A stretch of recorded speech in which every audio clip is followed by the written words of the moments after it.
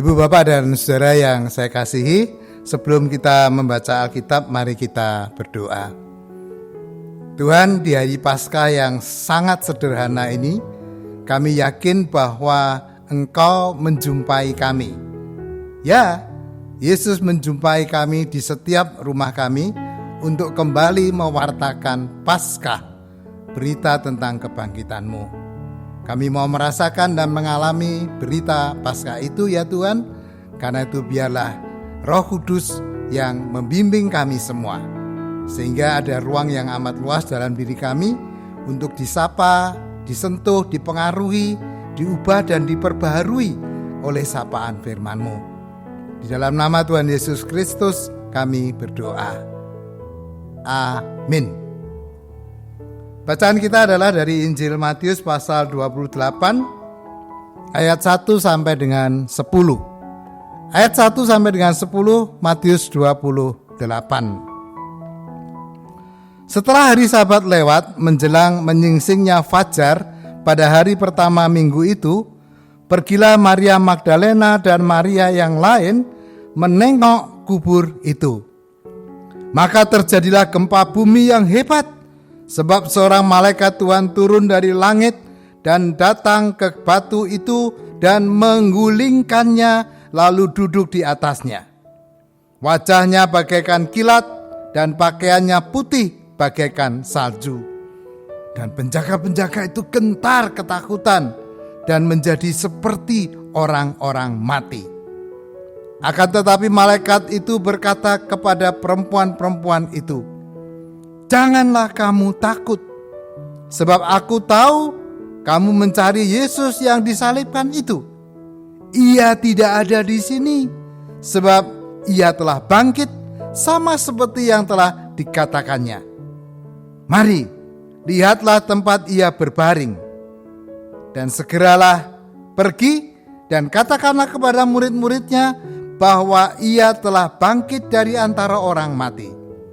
Ia mendahului kamu ke Galilea. Di sana kamu akan melihat dia. Sesungguhnya aku telah mengatakannya kepadamu." Mereka segera pergi dari kubur itu dengan takut dan dengan sukacita yang besar dan berlari cepat-cepat untuk memberitahukan kepada murid-murid Yesus. Tiba-tiba Yesus berjumpa dengan mereka dan berkata, "Salam bagimu." Mereka mendekatinya dan memeluk kakinya serta menyembahnya. Maka kata Yesus kepada mereka, "Jangan takut. Pergi dan katakanlah kepada saudara-saudaraku supaya mereka pergi ke Galilea dan di sanalah mereka akan melihat aku." Demikianlah sabda Tuhan. Yang berbahagia adalah mereka yang mau memelihara dan melakukan dalam hidup sehari-hari. Ibu, Bapak, dan saudara yang saya kasihi, ketika warta kebangkitan atau berita kebangkitan itu dibacakan dari Matius, maka menurut saya ada beberapa hal yang menarik. Yang pertama, selama ini kalau orang ditanya, siapa toh saksi pertama kebangkitan? Kebanyakan mereka akan mengatakan, "Oh, para perempuan." Betul. Para perempuan itu menyaksikan kebangkitan Yesus. Betul itu. Tapi kalau versi Matius, ternyata ada orang lain yang menyaksikannya. Siapa? Nah, iya, para penjaga kubur. Hanya di dalam Matiuslah para imam itu datang pada Pilatus lalu minta supaya kubur Yesus dijaga. Dan dipenuhilah permintaan mereka. Kubur itu dijaga supaya kebangkitan tidak terjadi. Tetapi ternyata kebangkitan itu terjadi. Penjaga kubur itu diceritakan mereka ketakutan. Dan kalau kita baca selanjutnya, mereka lalu lapor pada mahkamah agama bahwa Yesus sudah bangkit. Dan kemudian terjadilah dusta mahkamah agama, bahwa Yesus harus diwartakan, Yesus dicuri oleh murid-muridnya. Itulah yang terjadi, saudara. Nah, Jadi saksi pertama kebangkitan itu selain perempuan adalah para penjaga kubur Yesus. Hal yang kedua yang tidak kalah menariknya, Matius menceritakan bahwa seolah-olah alam ini turut menyaksikan kebangkitan. Lihat saja ada kata gempa yang dahsyat, ada batu, ada salju, ada langit. Kata-kata itu seringkali dipakai sebagai menyatakan ini alam. Jadi peristiwa kebangkitan itu disaksikan oleh alam.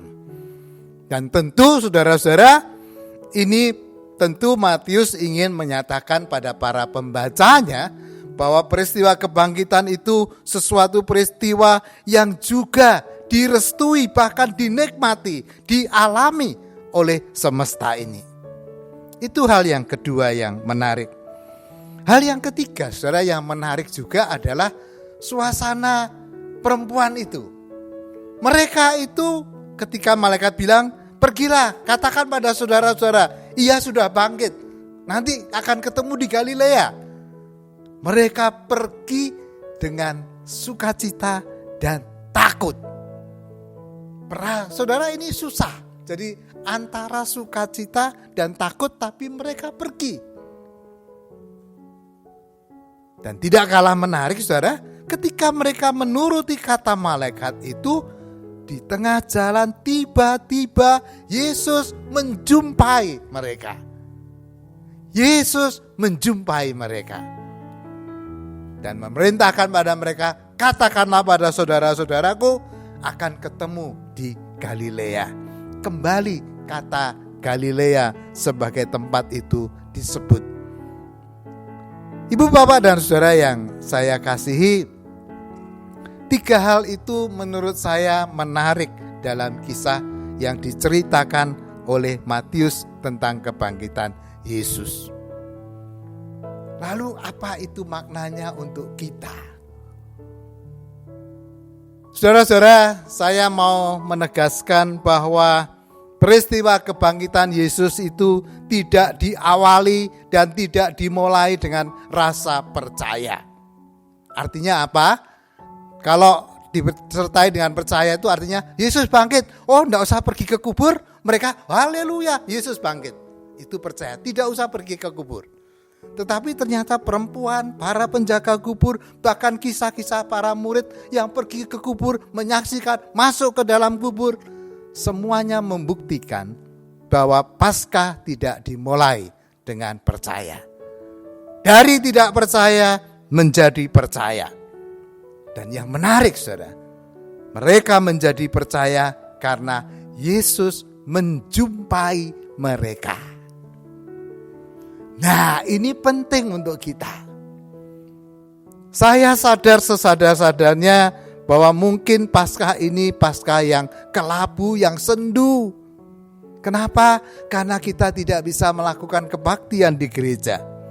Tetapi bukankah peristiwa Paskah itu adalah peristiwa Yesus menjumpai para murid? Dan ini menurut saya, Yesus menjumpai setiap kita di rumah kita. Dan Yesus mengatakan, aku bangkit. Aku bangkit. Dan biarlah ini menjadi warta yang penting untuk setiap kita yang merayakan Paskah di rumah. Hal lain yang tidak kalah pentingnya, saudara.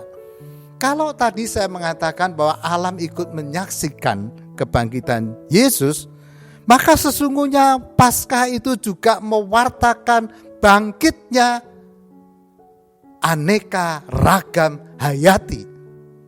Saudara tahu bahwa COVID-19 ini telah menghasilkan kecerahan langit.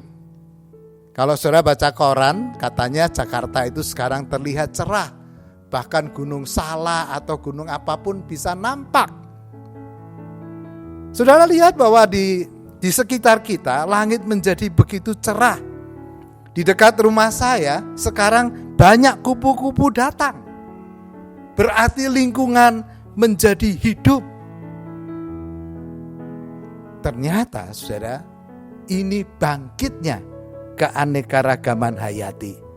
Karena itu mestinya kita juga merayakan bahwa Paskah itu mewartakan bangkitnya kembali keanekaragaman hayati yang selama ini mereka telah tidur, bahkan mereka ketakutan oleh karena kemajuan ilmu pengetahuan, teknologi, industri kita.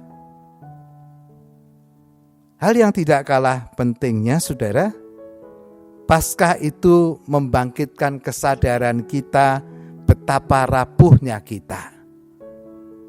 Kita membutuhkan kebangkitan Yesus karena kita ini manusia rapuh, saudara. COVID-19 mewartakan kepada kita betapa manusia itu rapuh. Konon katanya manusia ingin menaklukkan dunia ini. Berbagai macam ilmu pengetahuan teknologi konon katanya dihasilkan untuk menaklukkan bumi ini. Baru kena virus yang tidak bisa kita lihat dengan kasat mata, kita sudah begitu ngeri. Kita ini rapuh, saudara. Paskah membangkitkan kesadaran kita betapa rapuhnya kita. Kita membutuhkan Yesus yang bangkit. Yesus yang mendahului kita di Galilea. Yesus yang mewartakan bahwa jumpailah aku, karena sesungguhnya aku mendahului kamu untuk berjumpa dengan kamu. Selamat Paskah, saudara. Amin. Mari kita berdoa. Ya Tuhan, terima kasih bahwa kebangkitan-Mu itu menyadarkan kami tidak lagi bisa menyombongkan diri. Kami harus membuang jauh-jauh kecongkakan dan kepongahan, arogansi kami sebagai makhluk yang ingin menaklukkan apa saja. Kebangkitan-Mu menyadarkan kami betapa kami sangat bergantung pada kebangkitan-Mu. Kuat kuasa kebangkitan-Mu lah yang kembali mempercayakan kami untuk mencintai dan mewartakan kehidupan ini. Terima kasih Tuhan, bahwa kebangkitan-Mu membuat mata kami melihat kembali keanekaragaman hayati, indahnya ciptaan-Mu, begitu cerahnya langit yang bisa kami saksikan biru. Bapa yang di surga, tolonglah kami supaya di hari Paskah ini secara khusus kami yang lanjut usia, kami menjaga diri kami sedemikian rupa, kami berhati-hati, justru kami berhati-hati dengan kegembiraan, dengan sukacita-Mu, supaya kami menjadi orang-orang lanjut usia yang tidak berkeluh kesah, yang tidak nelongso, yang cuma bersedih hati. Kami mau menghadapi masa tua kami bersama dengan Engkau yang bangkit, ya Yesus.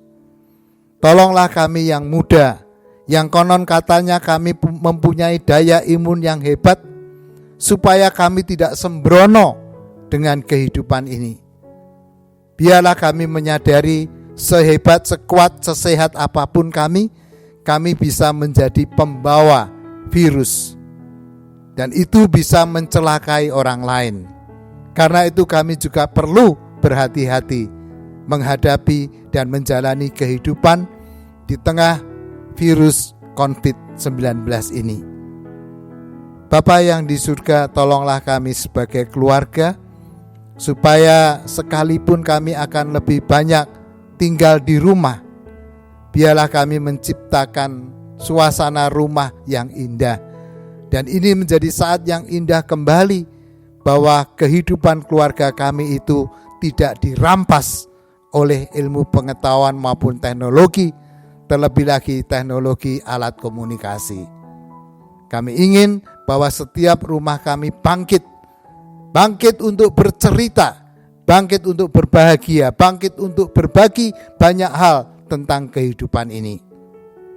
Terima kasih ya Tuhan untuk kebangkitan-Mu yang mewartakan begitu banyak makna. Di dalam nama Tuhan Yesus Kristus kami berdoa. Amin.